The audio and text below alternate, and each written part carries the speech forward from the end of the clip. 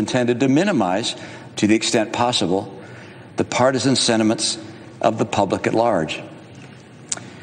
So the verdict is ours to render under our Constitution.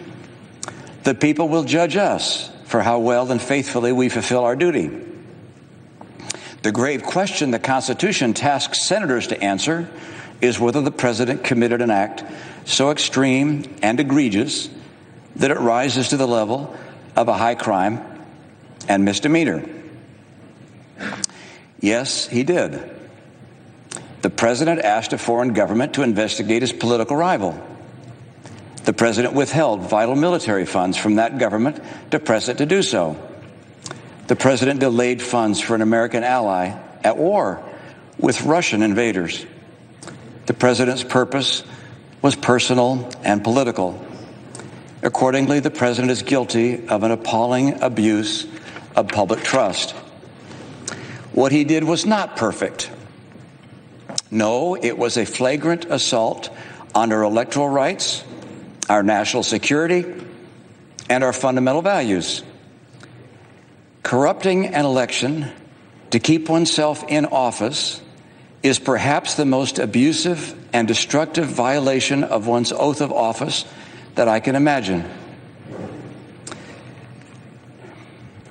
In the last several weeks, I've received numerous calls and texts. Many demanded in their words that I stand with the team.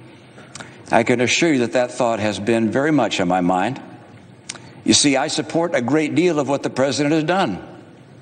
I voted with him 80% of the time. But my promise before God to apply impartial justice required that I put my personal feelings and political biases aside. Were I to ignore the evidence that has been presented and disregard what I believe my oath and the Constitution demands of me for the sake of a partisan end, it would, I fear, expose my character to history's rebuke and the censure of my own conscience. I'm aware that there are people in my party and in my state who will strenuously disapprove of my decision, and in some quarters I will be vehemently denounced. I'm sure to hear abuse from the president and his supporters.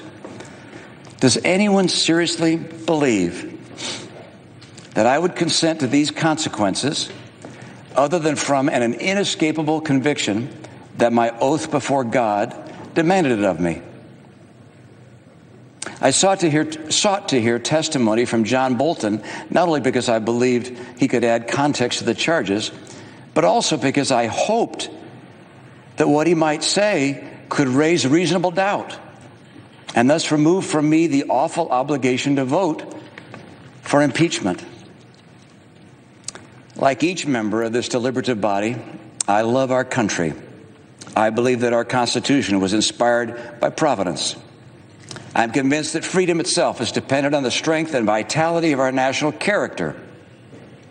As it is with each senator, my vote is an act of conviction. We've come to different conclusions, fellow senators, but I trust we have all followed the dictates of our conscience. I acknowledge that my verdict will not remove the president from office.